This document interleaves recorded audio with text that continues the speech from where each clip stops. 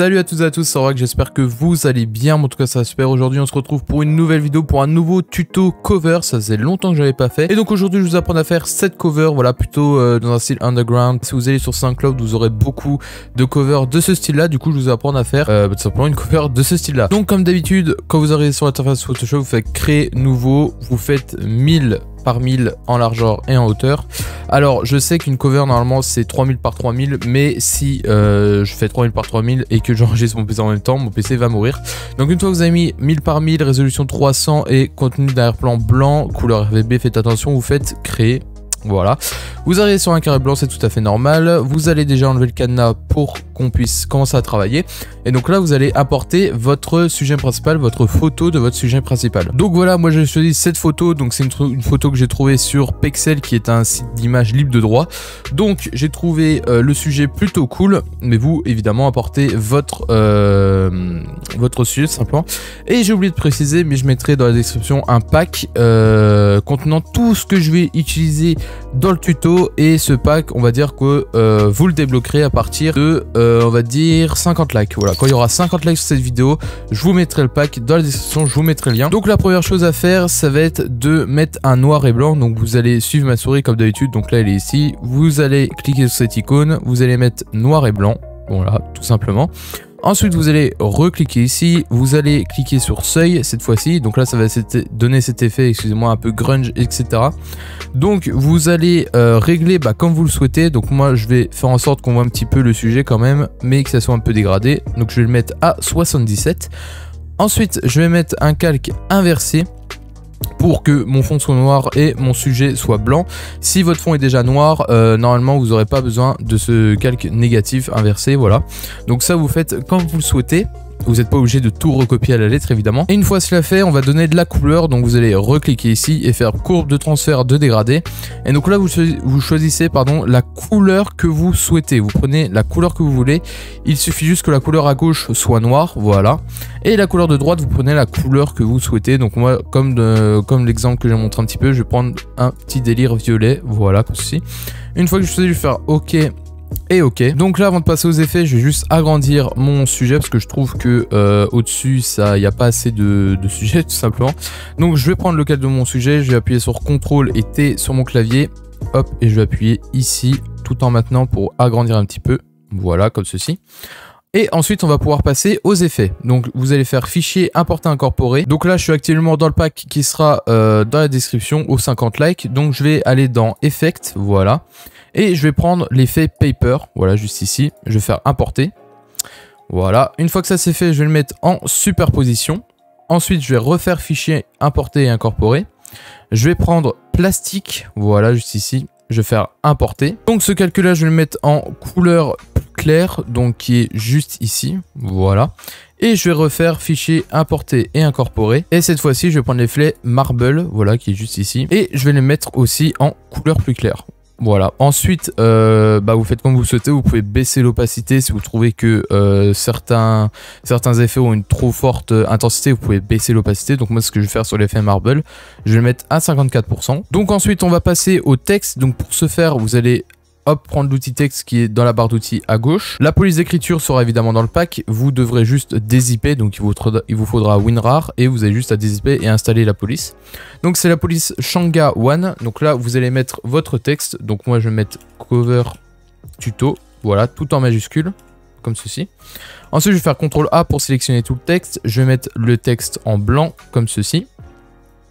Ensuite, je vais agrandir le texte. Donc je vais faire CTRL T sur le calque du texte. Hop, je vais l'agrandir comme ceci. Et je vais le dispositionner un petit peu au milieu en bas. Une fois que ça je fais entrer. Je vais me mettre sur le calque Marble. Je vais cliquer sur le petit plus juste ici pour créer un nouveau calque. Ensuite, je vais prendre l'outil qui est juste ici. Donc là, l'outil rectangle. Donc si vous êtes sur un rond comme moi, vous appuyez longtemps avec votre clic gauche sur le rond et vous glissez tout en maintenant le clic sur l'outil rectangle. Ensuite vous allez faire un rectangle, hop, voilà, derrière le texte, à peu près de la taille du texte. Et pour la couleur, vous allez aller juste ici dans fond. Vous allez faire clic gauche, un clic gauche sur cette petite icône multicolore pour choisir la couleur. Et dès que vous allez sortir de ce carré, vous allez avoir l'outil pipette qui va se prendre automatiquement et vous allez prendre la couleur qui sera dans le fond. Donc moi c'est un petit peu un gris, noir, etc. Donc une fois que vous avez pris, vous faites OK. Voilà, donc on va reprendre l'outil déplacement. Vous allez faire CTRL T avec l'outil déplacement sur votre calque rectangle et vous allez pouvoir, hop, voilà, avec les règles un petit peu le recentrer au cas où il n'était pas centré au début. Une fois que ça c'est fait, vous allez sélectionner les deux calques, vous allez cliquer sur le texte, voilà, sur le calque du texte avec un clic droit. Vous allez faire convertir en objet dynamique, comme ça si vous le bougez, bah, vous avez le rectangle et le texte en même temps. Et donc là, on va passer à un sujet qui, je pense, mérite son tuto, donc je ferai peut-être un tuto plus tard, pour l'effet displacement map, je sais pas si ça se prononce comme ça, mais en gros, ça va faire en sorte de coller une texture sur un calque. Je vais vous montrer, parce que là, c'est pas très explicite, mais en gros, en vous mettant sur le calque que vous venez de créer, donc votre calque de texte, vous allez dans Filtre, vous allez dans Distorsion et vous allez dans Dispersion, juste ici. Là, vous allez entrer les paramètres que vous souhaitez. Donc moi, pour le tuto, je crois que j'ai pris 40 et 15, un truc comme ça, je crois. Donc là, vous allez rentrer... En fait, ça va être l'échelle de la texture qui va s'expliquer sur votre calque. Donc vous avez l'échelle horizontale et vous avez l'échelle verticale. Donc moi, je vais mettre 40 en horizontal et 15 en vertical. Je vais faire OK. Vous mettez bien en adapté et pixels du contour, incorporé, etc. Vous faites OK. Et donc là, ça va vous ouvrir une fenêtre. Et dans le pack cover qui sera dans la description, vous aurez Displacement Map. Et en gros, ça sera des textures que j'aurai au préalable préparées pour vous. Et en gros, il faut que la Displacement Map soit en fichier Photoshop. Il ne faut pas que ça soit une image. Donc moi, je prends la troisième, voilà, au pif. Et je vais faire ouvrir. Voilà, et vous voyez que en gros la texture va s'appliquer sur mon texte. Donc voilà, c'est un effet plutôt cool que j'utilise souvent pour faire des textes un peu grunge, etc. Donc n'hésitez pas à vous en servir quand il faut. Et donc là vous voyez que ça a un petit peu décalé mon texte. Voilà, donc je vais refaire convertir en objet dynamique. Je vais faire CTRL T et je vais pouvoir un petit peu le recentrer. Voilà, à peu près comme ceci. Là je vais utiliser les flèches du clavier, hop, pour un petit peu le recentrer comme il faut. Et je trouve que cet effet mérite son tuto, donc dites-moi dans les commentaires, voilà, ça sera ça si vous voulez un petit tuto là-dessus. Aussi, tant qu'on y est, bah, mettez un pouce bleu et abonnez-vous, voilà, ça fait toujours plaisir et c'est le seul moyen de me soutenir. Donc une fois que vous avez fait ça, on va pouvoir passer à la colorimétrie. Donc vous allez cliquer juste ici, vous allez mettre luminosité et contraste. On va baisser un petit peu la luminosité ainsi que le contraste. Hop, voilà, donc moi je vais mettre moins 12 et moins 10.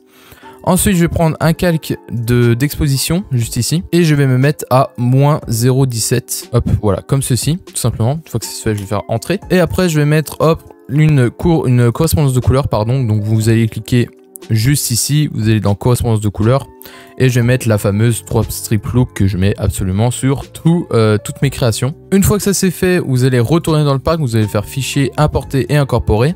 On va prendre, hop, l'effet bruit juste ici, vous allez l'importer, vous allez faire entrer et vous allez le mettre en différence qui est juste là, voilà. Donc tout simplement, ensuite vous allez prendre un nouveau calque de colorimétrie, vous allez dans courbe, le point qui est en bas, vous allez faire un clic gauche dessus et vous allez le remonter un petit peu, voilà, de cette manière. Et ensuite vous allez vous mettre, hop, sur le premier carré, voilà, un petit peu près à l'intersection du premier carré tout simplement, donc là où il y a ma souris. Vous allez faire un clic gauche et ça va créer un point, et ce point vous allez, hop, un tout petit peu le baisser. Donc vous ajustez ça évidemment comme vous le souhaitez, donc moi je vais mettre comme ça, donc vous pouvez recopier le paramètre de la courbe. Donc une fois le calque de courbe mis, vous allez, hop, remettre un calque d'exposition avec le décalage à 0,083, hop, comme ceci. Et vous allez baisser l'opacité du calque, hop, comme vous le souhaitez. Donc moi je vais le mettre à peu près à 20%, autour des 20%, voilà, comme ceci. Une fois que ça c'est fait, vous allez appuyer simultanément sur le clavier, donc en étant sur le calque d'exposition, vous allez faire un Maj CTRL ALT E. Et ça va créer un calque avec qui réunit tous les calques tout simplement sans supprimer tous les autres calques. Et ensuite vous allez dans filtre, hop, filtre caméra raw, juste ici. Et là vous faites le travail un petit peu que vous souhaitez. En fait c'est le travail de finition colorimétrique, vous faites un petit peu ce que vous voulez. Donc là par exemple si la température je la trouve trop froide de la cover, hop, je peux un peu augmenter vers les jaunes, ça va rajouter un peu de chaleur. Donc moi je vais justement pour accentuer cet effet descendre un petit peu vers le bleu au niveau de la température. La teinte je vais un petit peu l'augmenter en violet. L'exposition, hop, je vais un petit peu la relever. Le contraste pareil. Les tons clairs, je vais un petit peu les baisser. Voilà. Les tons foncés également. Je vais un petit peu augmenter les blancs. Voilà. Un petit peu augmenter les noirs aussi. Voilà. Ensuite, la texture, hop, je vais un petit peu l'augmenter également. La clarté, ça par contre, je vais un petit peu la baisser pour donner un petit effet flou, un peu crade. Ensuite, je vais un petit peu augmenter la vibrance, mais pas trop non plus. Ensuite, je vais aller dans détail et je vais augmenter la netteté à 40 à peu près. Et une fois que ça se fait, vous faites OK. Et pour finir la cover, on va ajouter un motif. Alors, dans le pack, il y aura un dossier halftone. Je crois que je l'ai appelé comme ça. Et donc, vous irez dans Fichier, Ouvrir. Dans le pack, donc du coup, comme j'ai dit, il y aura dossier halftone. Vous allez ouvrir les deux. Voilà, tout simplement, vous faites ouvrir. Voilà, donc ça ressemblera à ça. Là, ça ressemble à rien, je vous l'accorde.